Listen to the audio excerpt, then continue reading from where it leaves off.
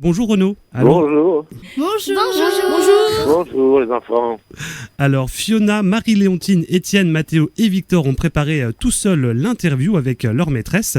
Et donc ils vous ont préparé quelques petites questions. Vas-y Fiona. Bonjour, nous sommes les CM2 de Panier derrière Barine. Préfères-tu qu'on te tutoie ou qu'on te vouvoie? Oh, je préfère qu'on me tutoie. D'accord. Tous les hommes sont des frères. Entre frangins, on se tutoie. Quel chanteur aimes-tu? J'aime Georges Brassens. J'aime Serge Gainsbourg. J'aime Bobby Lapointe. J'aime Charles Trenet. Il y en a tellement que j'aime et tellement que je déteste. Mais avant tout, j'aime Georges Brassens. Lis-tu Charlie Hebdo? Si oui, écris-tu toujours pour Charlie? Oui, je viens de recommencer. Ça fait ma deuxième chronique, dont une cette semaine-là, aujourd'hui, qui est trouvable en kiosque.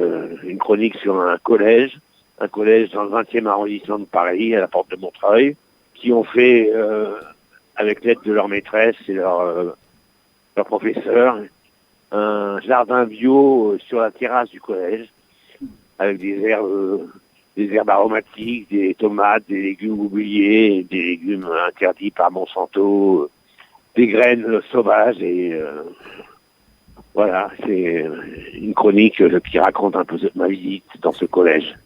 Super. Et j'écris tous les 15 jours dans Charlie Hebdo. Donc cette semaine et dans 15 jours. D'accord.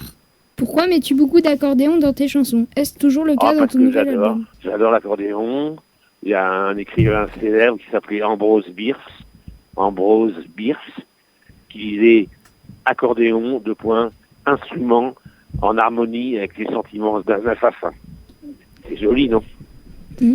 Oui. C'est un instrument mélancolique qui peut faire danser, qui peut faire pleurer, un peu comme le violon. Est-ce que tu as mis beaucoup d'accordéon dans ton nouvel album? Oh oui, il y en a pas mal. Avec un grand accordéoniste qui s'appelle Roland Romanelli, et qui joue divinement bien. Et il y a plein de chansons douces dans mon nouvel album. Mes chansons douces, c'est accompagnées à l'accordéon, entre autres. Guitare, clavier, accordéon. Est-ce que tu trouves que ta chanson Mort les enfants est toujours d'actualité? Oh oui, hélas.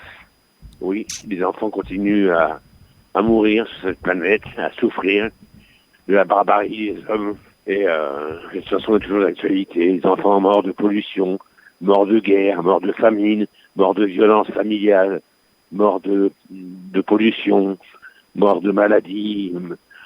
Partout dans le monde, j'essaye d'en sauver quelques-uns. Et c'est difficile, malgré les moyens que j'ai. Il y a trop d'enfants qui souffrent pour les sauver tous, mais j'en aide quelques-uns. Oui. J'espère en aider beaucoup à travers mes chansonnettes. Est-ce que tu portes toujours ton bandana? Si oui, pourquoi? Ah, parce que c'est un peu ma marque de fabrique, c'est un peu mon style. J'ai toujours aimé ça. J'en porte depuis 30 ans, plus de 30 ans. Et il m'arrive de le remettre régulièrement. Aujourd'hui, j'en ai pas, mais demain, j'en aurai un. Hier, j'en ai un. J'aime bien, ça fait cow-boy, ça fait indien, ça fait apas, ça fait marlou, ça fait peur aux bourgeois, comme on a dit autrefois. Mais j'aime beaucoup.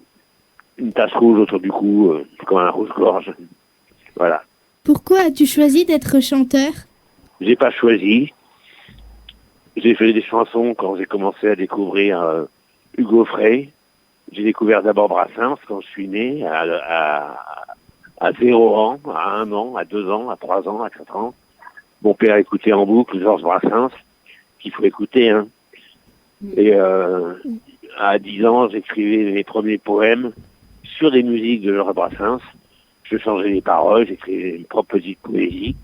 Et à 15 ans, j'ai découvert Hugo Frey, qui a adapté et traduit Bob Dylan en français. Bob Dylan, qui est un grand chanteur américain. Et j'ai voulu faire comme lui, c'est-à-dire écrire des poèmes et mettre des musiques dessus pour faire des chansons. J'en ai fait 1, puis 2, puis 3, puis 5, puis 10, puis j'ai commencé à faire des chansons. Être un chansonnier, chanter dans les rues, dans les cabarets, des petites salles minuscules, des bistrots. Et puis on m'a proposé de faire un disque, et puis voilà, l'envie est venue par la suite, le désir d'en faire un métier. Je voulais être instituteur, potier ou chanteur, ou comédien, mais j'ai été rien de tout ça, mais j'ai été chanteur. Est-ce que ton fils Malone a toujours une batterie? Oui, il y a toujours une batterie, j'en joue tous les jours. Et il s'éclate, et moi aussi. Et il joue du piano aussi. D'accord. Où étiez-vous à l'école? As-tu des bons ou des mauvais souvenirs de ces moments? J'ai de très bons souvenirs de l'école, de très mauvais du lycée, du collège. J'étais premier à l'école, premier en tout, même en mathématiques. Parce que tant que c'était du calcul, j'étais très fort. Et il n'y avait pas de filles dans mon école, c'était une école de garçons. Et quand je suis arrivé au collège, en 6e, on a commencé à essayer de m'apprendre l'algèbre et mélanger les chiffres et les lettres. J'ai jamais compris ça. J'ai jamais voulu admettre. Et j'ai eu 0, 0, 0, 0. Que des 0 ou des 0,5. Je comprenais rien aux équations, aux inconnus, à l'algèbre. Oh, il y a un petit moineau qui vient se poser à côté de moi. Je suis en terrasse au soleil à Lyon, là. J'ai froid. Combien de temps mets-tu pour écrire une chanson? Oh, c'est bien entre 20 minutes et 10 ans. Ça dépend. Est-ce que Une chanson cela... qui naît comme ça, sur un coup de foudre, un coup de cœur, une idée qui me vient à la tête, un titre de chanson qui me vient à la tête, qui m'inspire une chanson que j'ai écrit des fois en 20 minutes, une demi-heure, et je reviens jamais dessus. Et des fois, je traîne une idée pendant 10 ans. Je fais un brouillon, puis 2, puis 3, puis 4, puis je finis par arriver à faire une chanson au bout de 10 ans. Est-ce que Comme c'est cela... arrivé sur mon dernier album, où j'ai une chanson ou deux qui datent de les mots ou la vie est moche et c'est trop court. Des chansons que je traînais dans mes brouillons depuis des années et des années. Ensuite, Que j'ai fini par terminer, achever, et que j'ai enregistré. Est-ce que cela a été difficile de placer la phrase « Il nous restera ça » dans la chanson de Grand Corps Malade? Bah non, elle est venue toute seule. Il fallait absolument dire cette phrase dans le texte qu'on proposait à Le Grand Corps Malade. C'est lui qui m'a redonné le goût à l'écriture. Depuis 10 ans, j'étais un peu perdu dans mes vapeurs alcoolisées et enfumées. J'ai pas écrit une ligne. Et puis, il est venu chez moi un jour, à l'île sur la Sorgue, dans le Vaucluse, au soleil. Il m'a proposé d'écrire un texte dans lequel il y aurait cette phrase « Il nous restera ça ». Et sur le texte de Ta batterie, donc cette chanson pour mon fils Malone qui joue de la batterie. Et j'ai fini par dire quand il n'y aura plus rien, il nous restera ça. Mon enfant qui commence à s'initier à la batterie, au tambour, à la caisse claire, au charleston et à la grosse caisse. Il nous restera ça dans le cœur pour toujours, pour toute la vie. Voilà. D'accord. Est-ce que dans ton nouvel album, tu parles du terrorisme ou des attentats ou encore de la Syrie à des réfugiés comme dans Manhattan, Kaboul? Non, je parle des attentats de l'hypercachère où un terroriste islamique, un djihadiste, appelez ça comme vous voulez, est venu assassiner des juifs, des petits-enfants, des vieillards, des adultes. Et j'en parle beaucoup. Et dans une autre chanson, je parle de la grande manif qu'il y a eu à Paris avec 4 millions de personnes qui sont allées défiler pour les victimes de Charlie Hebdo le 11 janvier 2015. Et c'était une manif magnifique et fraternelle avec des flics qui nous ont encouragés, qui nous applaudissaient, qui nous escortaient, et qui nous protégeaient. Des snipers sur les toits qui nous faisaient avec leurs bras des grands signes d'amitié. Et j'en ai pris un contre moi, j'ai pas embrassé, mais enlacé, et ça a donné une chanson qui s'appelle « J'ai embrassé un flic », qui est rigolote.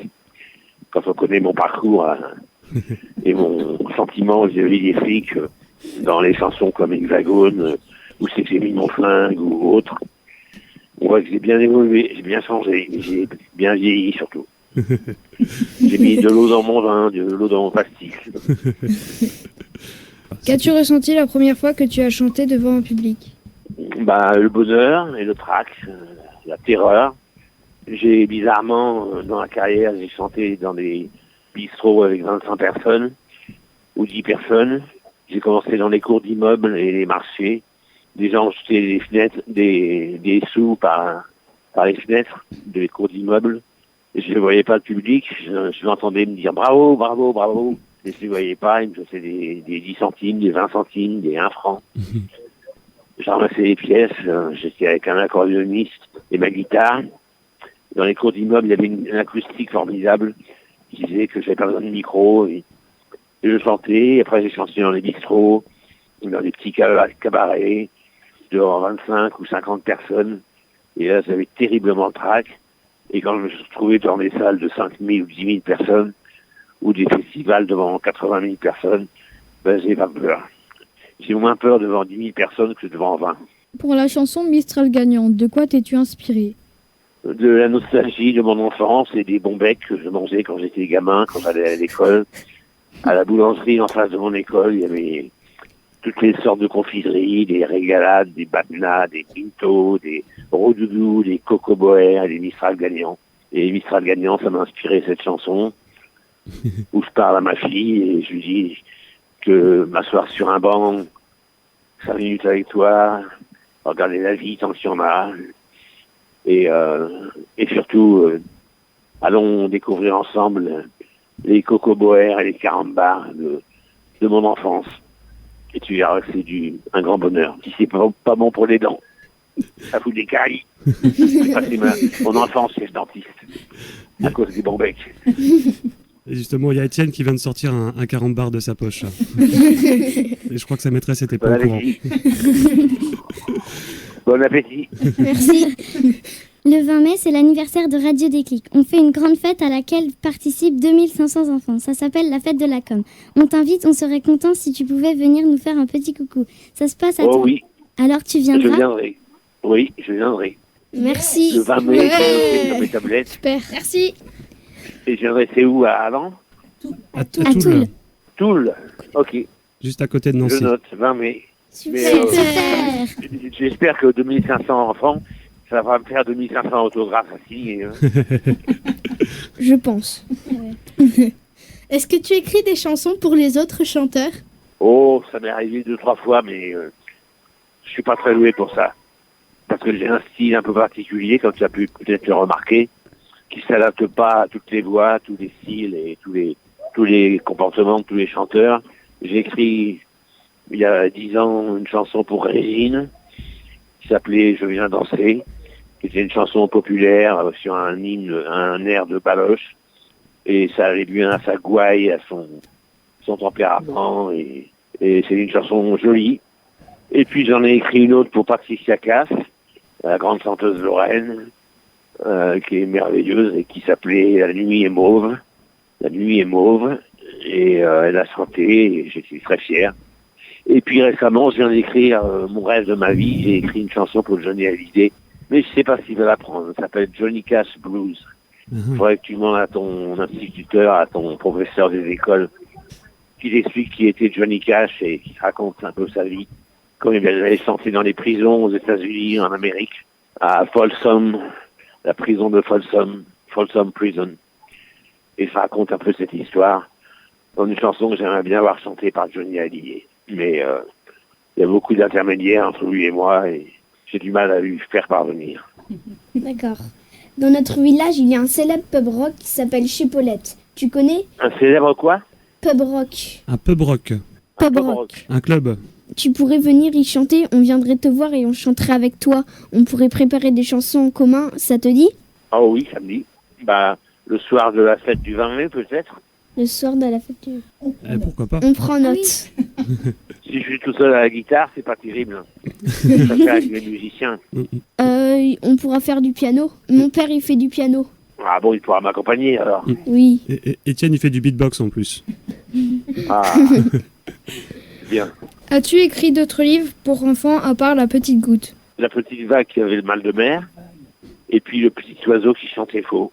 J'ai écrit 2 contes pour enfants, les 2 aux éditions Naïves, et j'envisage d'en écrire un autre sur la corrida et les enfants, sur ce spectacle barbare et terrifiant, qui n'est pas ce qu'on voudrait, qui n'est pas interdit aux enfants et qu'on voudrait qu'il soit interdit aux enfants. Voilà. D'accord. Et je vais écrire un petit conte là-dessus, bientôt. D'accord. Et sinon, je publie bientôt un recueil de mes textes, de toutes mes chroniques dans Charlie Hebdo, même celles qui n'avaient pas été publiées à l'époque, vont être réunies dans un seul même volume, chronique de Charlie Hebdo, de Renaud. Ça sort ces jours-ci. D'accord. Aimes-tu te faire interviewer? Un petit peu, et des fois pas trop, parce que je suis très impudique et j'ai tendance à me livrer, à raconter ma vie, mes tourments, mes angoisses, mes terreurs, mes frayeurs, mes doutes, mes craintes, mes amours, mes amis, mes emmerdes. et je ressors de ces interviews un petit peu vidées, sonnées, perturbées d'avoir raconté tout ça à des gens que je connais pas, mais à chaque fois que je parle à un journaliste, j'ai l'impression que je parle à un frère. Je rencontre des gens formidables et je me livre trop et avec trop d'impudeur et c'est pas toujours le résultat est pas toujours à la hauteur de mes ambitions, de mes désirs. Très Voilà. Très bien. Merci beaucoup Renaud. Merci. Faut continuer, hein. Merci. Merci à vous les enfants. Peut-être que vous avez des questions pour les jeunes. Vous avez quel âge? Entre quel âge et quel âge? 10 et 11. 10 et 11 ans. 10 Et 11 11 ans. Vous êtes au collège ou encore à l'école? Encore au CM2. CM2, comme mon fils. J'ai un En, fils qui s'appelle Malone, qui a 10 ans, qui est en CM2. en art plastique, en bas, à la radio, on vous a dessiné en portrait. Ah, c'est gentil.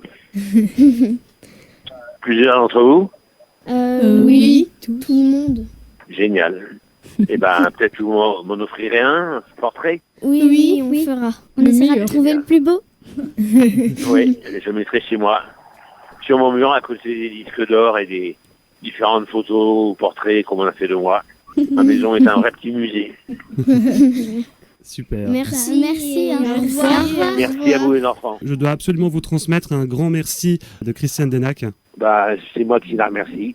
Ça m'a donné le privilège de parler à des enfants. J'aime tellement ça.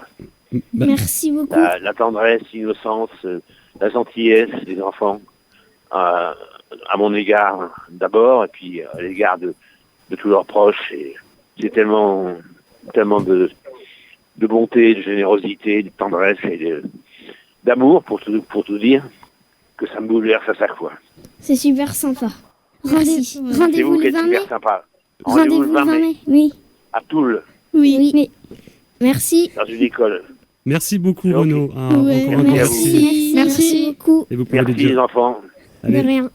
Je vous embrasse très fort, je vous serre sur mon cœur. Au revoir. merci Au revoir. beaucoup. Au Merci. revoir. Et on va écouter tout de Merci à suite, je crois que cette chanson colle très bien à cette émission, à cette interview. On va écouter forcément votre chanson Mistral gagnant. D'accord, c'est gentil. On adore. Ouais, on adore. Merci.